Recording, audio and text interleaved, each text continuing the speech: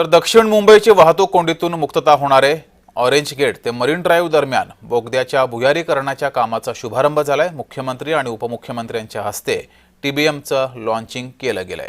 त्यामुळे दक्षिण मुंबईतून हा बोगदा सुरू झाल्यानंतर दक्षिण मुंबईची वाहतूक कोंडीतून सुटका होणार आहे।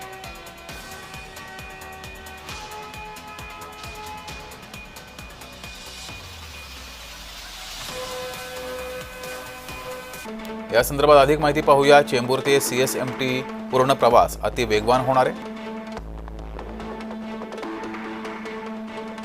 दोन्ही स्थानकादरम्यानची वाहतूक कोंडी दूर होईल। ऑरेंज गेट ते मरीन ड्राईव्ह दरम्यान दुहेरी बोगदा प्रकल्प आहे। दुहेरी बोगद्यावरून येणाऱ्यांना पश्चिम उपनगराकडे जाणं सोपं होणार आहे। 2 टीबीएम यंत्रानं भुयारीकरण करण्यात येत आहे। टीबीएमचं आज लॉन्चिंग मुख्यमंत्री महोदयांनी केलंय।